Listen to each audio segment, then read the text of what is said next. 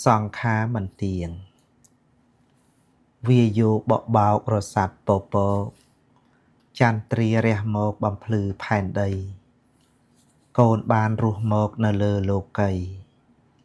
ព្រោះគុណថ្លាថ្លៃអាស្រ័យពុកម៉ែម្ដាយជូនណៃអេនឪពុកជុំយន់អ្នកមានគុណធ្ងន់ប្រសើរក្រាស់ក្រៃកូន8នាក់លោកថែផ្ទាល់ដៃមិនថាយប់ថ្ងៃរំពៃគិតដល់ច័ន្ទ27នាទីមច្ចុរាជ9ព្រឹកមិនល្ងាច2025ម្សាញ់6កើតជាជារនាំងមកបាំងម្ដាយខ្ញុំបានត្រឹម79អស់អោអនិច្ចាសង្ខារទាំងឡាយតែងតែបែកធ្លាយមិនអាចខាត់បាន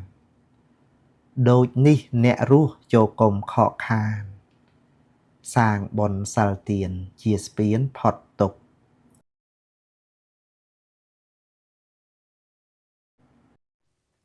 អត្ថបទកំណាព្យខ្លីសង្ខារមិនទៀងនេះផងដែរខ្ញុំប្រកាសណាខ្ញុំបាទលើកឡើងក្នុងវិយោគថាមុននឹងសម្ដេចព្រះឧត្តមវង្សាបណ្ឌិតគូសុភាព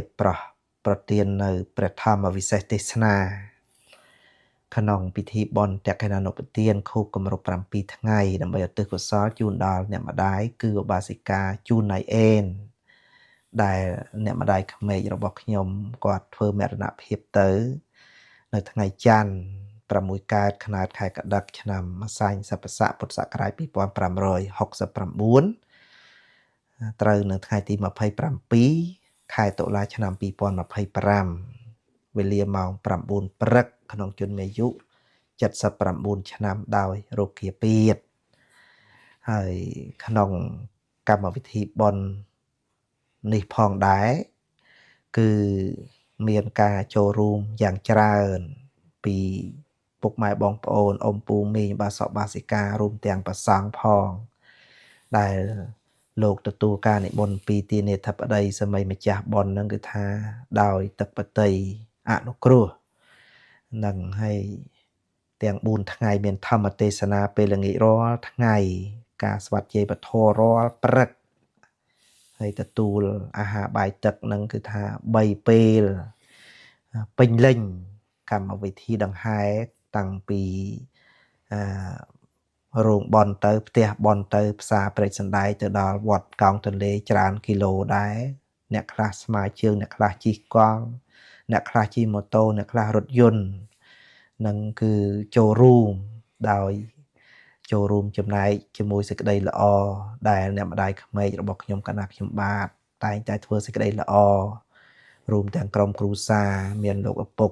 ជុំយន់ដែលត្រូវជាស្វាមីក៏ប្រឹងប្រែងហើយក្នុងនោះក៏មានបងលោកខុនវិរៈហៅបងថានិងអ្នកស្រីសៅស៊ីណាព្រមទាំងកូនលោកខុនធីអ្នកស្រីតាំងធីតាព្រមទាំងកូនចៅបាសិកាខុនណាវីព្រមទាំងកូនចៅលោកខុនសុធារីនិងអ្នកស្រីសៅវ៉ារីព្រមទាំងកូនអ្នកស្រីខុនណាតនិងលោកហុលសៀននិងកូនអ្នកស្រីខុនសុធាព្រមទាំងកូនអ្នកស្រី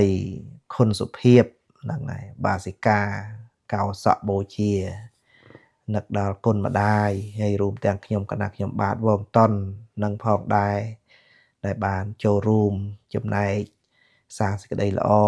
អំពើល្អទាំងប៉ុន្មានដើម្បីឧទ្ទិសកុសលនឹងជូនដល់អ្នកម្ដាយគឺបាសិកាជូនណៃអេន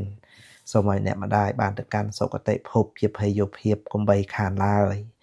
ដោយអំណាចនៃសេចក្តីល្អអំពើល្អគ្រប់យ៉ាងរបស់ក្រុមគ្រួសារទានាធិបតីសម័យម្ចាស់បុណ្យមានលោកឪពុកបាសកជុំយន់ជាដើម